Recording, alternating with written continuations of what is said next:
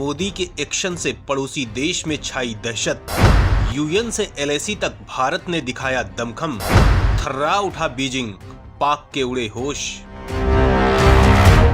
दोस्तों, चीन की गुस्ताखियों का घड़ा अब भर चुका है।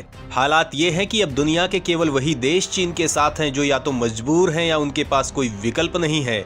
या तो पाकिस्तान, मालदीव जैसे मुल्क चीन की चमचागिरी कर रहे हैं, या अफगानिस्तान, कोरिया जैसे मुल्क चीन के साथ हैं जिन्हें दुनिया अपनाने को तैयार नहीं है। दोस्तों, भारत की खिलाफत करके चीन ने बहुत बड़ी गलती की है। उसे इस बात का अंदाजा नहीं था कि भारत उसके खिलाफ इस कदर कड़ा रुख अपनाएगा।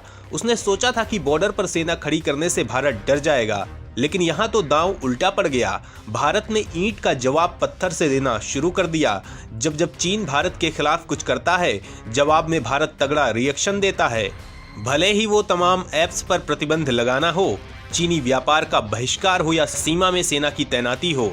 दोस्तों, सीमा पर चीन ने बहुत बड़ी सेना तैनात की है। इसके अलावा उसने सीमा पर इंफ्रास्ट्रक्चर को बेहद मजबूत बनाया है।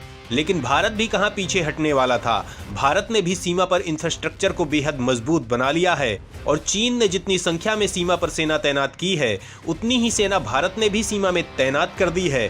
भयंकर बवंडर मचाने वाले लड़ाकू विमान और घातक हथियार सीमा पर देश ने तैनात किए हैं। इसके अलावा प्रधानमंत्री मोदी दुनिया भर में चीन को घेरने में लगे हुए हैं, चाहे वो क्वाड संगठन के जरिए हो या संयुक्त राष्ट्र महासभा में चीन का विरोध हो। दोस्तों, सवाल उठता है कि संयुक्त राष्ट्र महासभा में चीन भारत की तनातनी की वजह क्या है? भारत लगातार चीन के रवैये पर आक्रामक क्यों है? भारत की आक्रामकता से बीजिंग हैरान परेशान क्यों है? तो दोस्तों, भारत संयुक्त राष्ट्र सुरक्षा परिषद की स्थायी सदस्यता हासिल करना चाहता है। इसके लिए उसने दावेदारी भी पेश की है, जिसका दुनिया के तमाम देशों ने समर्थन किया है। इतना ही नहीं, चीन के अलावा सुरक्षा परिषद के सभी सदस्यों ने भारत का समर्थन किया है। लेकिन चीन बार बार भारत के रास्ते में रोड़ा अटकाता है और भारत की स्थायी सदस्यता का विरोध करता है। इसकी सबसे बड़ी वजह यह है कि चीन कभी नहीं चाहता कि एशिया में कोई और सुरक्षा परिषद की ताकत हासिल करे। वहीं चीन भारत की बढ़ती हुई ताकत हैरान परेशान है।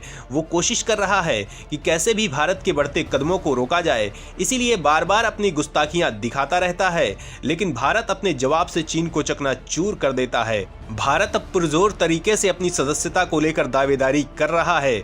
विदेश मंत्री एस जयशंकर हो या संयुक्त राष्ट्र में भारत की स्थायी सदस्य रुचिरा कंबोज, दोनों ने जमकर चीन पर हमला बोला है।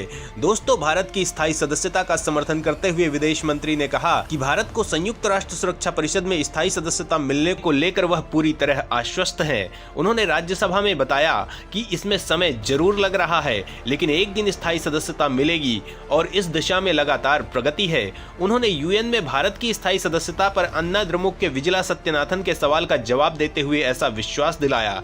इसके अलावा जयशंकर ने इस मामले में चीन पर आरोप लगाते हुए कहा था कि भारत की स्थायी सदस्यता का विरोध कोई पश्चिमी देश नहीं कर रहा है। उन्होंने आगे कहा, जो लोग यूएनएससी के सुधार में रोक चाहते हैं, उन्होंने इसके बहाने खोज लिए हैं। दोस्तों, भारत की प्रतिक्रिया से चीन तिलमिला गया था, लेकिन इसके बाद ही संयुक्त राष्ट्र महासभा में भारत ने चीन की पोल खोलकर रख दी। वहीं मोदी ने ऐसा तगड़ा एक्शन लिया कि चीन को भागते जमीन नहीं मिल रही है। बीजिंग में बवंडर है और जिनपिंग घुटनों पर आ गए हैं। सवाल उठता है कि आखिर ऐसा क्या हुआ है जिससे चीन थरथरा रहा है? भारत ने चीन के खिलाफ क्या एक्शन लिया है? किस बात पर बवाल मचा है? तो दोस्तों, इन सवालों के जवाब जानने के लिए वीडियो को आगे देखिए। अग्नि 5 के विस्फोट से दुनिया में मचा बवंडर, ड्रैगन का फटा कलेजा, घुटनों पर आए जिनपिंग, ग्लोबल टाइम्स में भारत की तारीफ के बांधे पुल। दोस्तों, भारत ने यूएनएससी में उन देशों की निंदा की है जो वीटो पावर का इस्तेमाल करके सुरक्षा परिषद की लिस्ट में आतंकियों का नाम शामिल नहीं होने देते हैं। चीन का नाम लिए बिना भारत की परमानेंट प्रतिनिधि रुचिरा कंबोज ने कहा, यूएनएससी आतंकवाद से निपटने का वादा करता है। ऐसे में इस तरह का कदम गैर जरूरी है और इससे दोहरे रवैये की बू आती है। भारतीय प्रतिनिधि ने कहा, यूएनएससी उन नामों की लिस्ट जारी करता है जिन्हें आतंकवाद की सूची में शामिल किया गया है। हालांकि जिनका नाम खारिज होता है उसे लेकर कोई लिस्ट या कारण सार्वजनिक नहीं किया जाता है। इसके अलावा रुचिरा ने एक बार फिर से यूएनएससी में बदलाव की मांग उठाई। उन्होंने कहा, यूएन के सहायक संगठनों की लीडरशिप को लेकर लिए गए फैसलों में पारदर्शिता लाना जरूरी है। इसके फैसले में सभी को शामिल किया जाना चाहिए।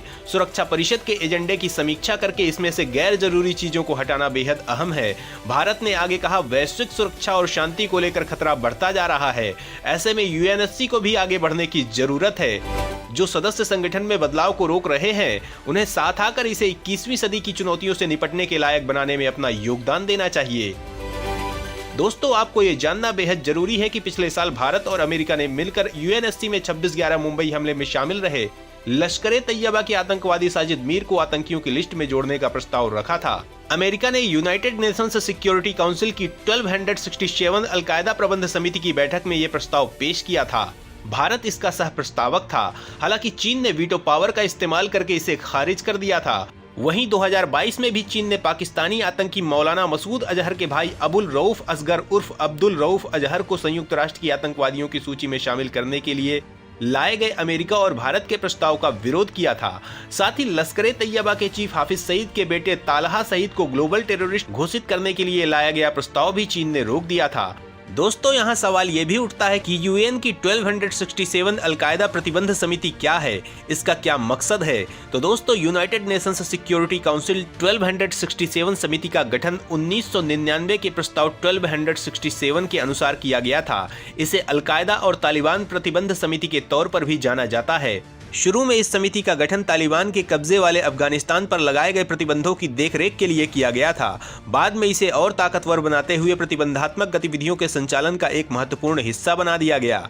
यदि किसी व्यक्ति या आतंकवादी संगठन को इस सूची में शामिल किया गया है तो यह उसकी एक्टिविटीज को रोकने, जुर्माना लगाने और संपत्ति जब्त करने में मदद करती है।